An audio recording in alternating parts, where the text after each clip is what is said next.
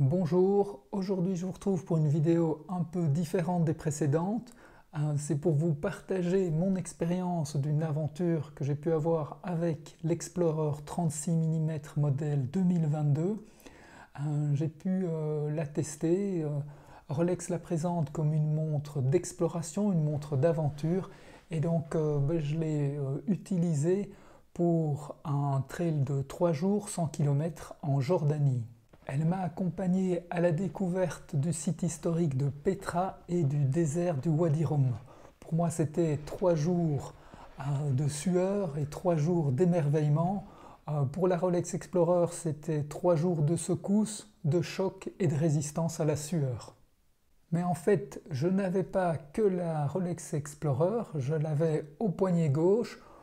Au poignet droit, j'avais une Phoenix Garmin qui me permettait d'avoir le tracé, une montre GPS qui m'a permis de m'orienter et 2-3 fois de retrouver mon chemin, puisque j'avais perdu le tracé avec les rubalises, et donc ça m'a permis de me remettre sur le chemin. Et donc au poignet gauche, j'avais la montre Rolex Explorer, la montre mécanique automatique, le choix du cœur, et à droite j'avais le choix entre guillemets de la raison avec la montre GPS qui me permettait donc d'avoir ce fameux tracé du parcours.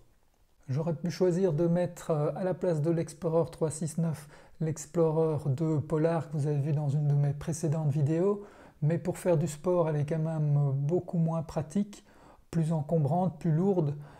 C'est vrai qu'elle m'aurait donné en plus la date et un second fuseau horaire, mais je pense que dans la course ça ne m'aurait pas servi à grand chose. Je préfère avoir une montre légère qui est beaucoup plus agréable à porter. Cette 369 est vraiment ma montre préférée. Si je ne devais en garder qu'une, ce serait celle-là. Pourquoi ? Parce que c'est une montre très polyvalente, c'est en même temps une montre sportive et une montre qui est habillée, donc on peut vraiment la porter pour tout, que ce soit pour faire du sport, mais également pour travailler dans le jardin, pour randonner, pour ce qu'on veut, que ce soit sous la douche ou aller nager, elle supporte tout. Il y a d'autres montres un peu dans cette gamme, comme chez Vacheron Constantin, l'Overseas ou l'ingénieur de chez IWC. Ce sont des montres qui sont dans le même créneau, mais qui pour moi sont plus habillées, plus chères. Et oui, je trouve que l'Explorer est vraiment encore plus polyvalente. J'aurais pu choisir aussi de mettre une Prospex Seiko, qui aurait certainement été très bonne aussi. Mais une fois qu'on a l'Explorer, je trouve que c'était vraiment la montre faite pour cette aventure. Ce qui me plaît énormément, c'est qu'elle n'est pas vraiment typée Rolex. Elle a tous les avantages, mais comme on dit souvent, elle passe sous les radars. Elle n'est pas facilement identifiable. Il n'y a pas le cyclope pour la date. Il n'y a pas non plus à 12 heures la grosse couronne dorée ou argentée qui brille bien fort, alors qu'elle a tous les avantages au niveau de la lisibilité, au niveau de la précision. Elle est, au niveau de la lisibilité, ce cadran noir très profond avec ses index et ses aiguilles qui brillent, qui sont vraiment bien polis avec le moindre reflet de lumière, ça permet de les voir.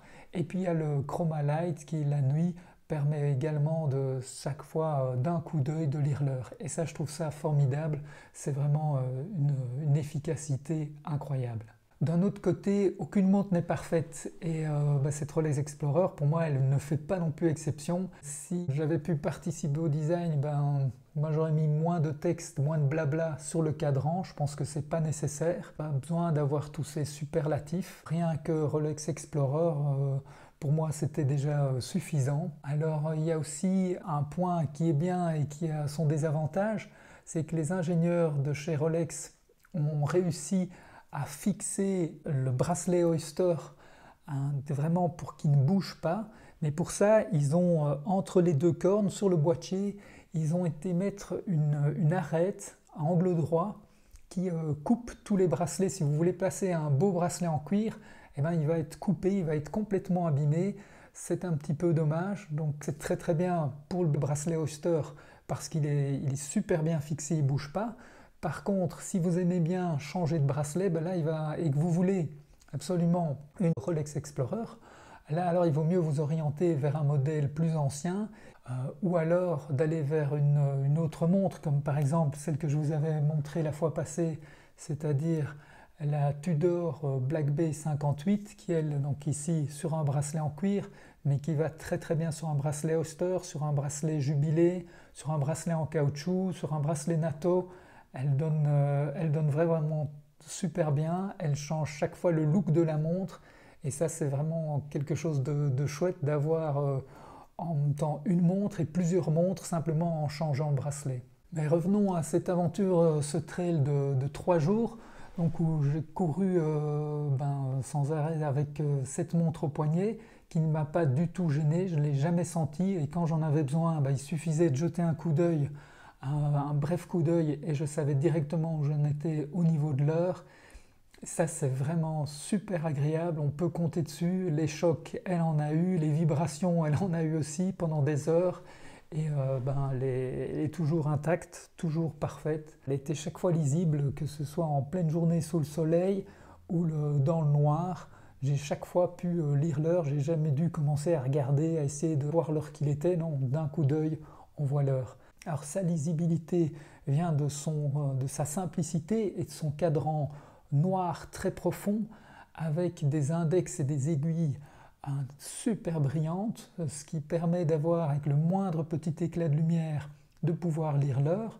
Et puis alors il y a évidemment la nuit, le Chromalight qui est super efficace et qui aussi permet de lire l'heure à n'importe quelle heure de la nuit. Alors je ne résiste pas à l'envie de vous partager ce que j'ai pu voir au niveau de Petra et du désert du Wadi Rum. Petra qui est une ville aux portes du désert, qui a été découverte après plus de 10 siècles d'oubli par un véritable explorateur, Johann Ludwig Burckhardt, qui était d'origine suisse. Ce véritable explorateur digne d'Indiana Jones, bien que c'était plus ou moins un siècle avant l'Indiana Jones qu'on voit dans le film, il avait vraiment envie de découvrir cette ville mythique qui était cachée, dont il avait pu lire certains passages dans d'anciens manuscrits. Et pendant des années, il a cherché comment pouvoir y aller.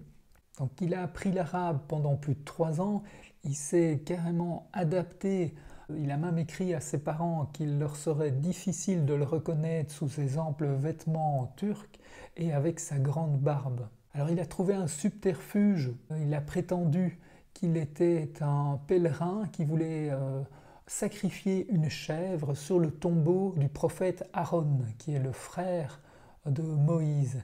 Il savait très bien que le tombeau du prophète Aaron, pour y aller, il fallait passer proche ou par cette ville de Petra. Et donc c'est en 1812 qu'il a pu la traverser, qu'il a pu voir ces magnifiques bâtiments sculptés dans le grès rouge.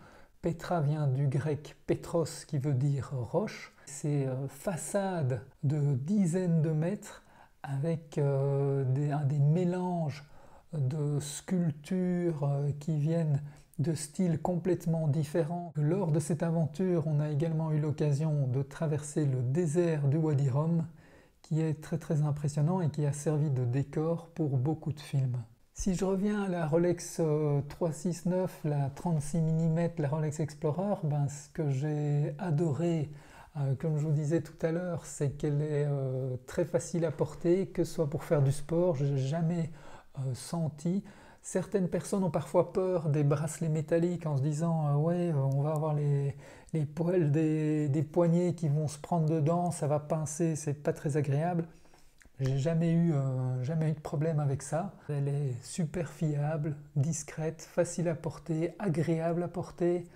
Et donc, oui, comme je vous disais, pour moi, c'est vraiment la montre, si je ne devais en garder qu'une, ce serait celle-là. Voilà, j'arrive à la fin de cette présentation de la Rolex Explorer 36 mm, une présentation un peu atypique. Si vous avez aimé, n'hésitez pas à me laisser un petit pouce ou à vous abonner.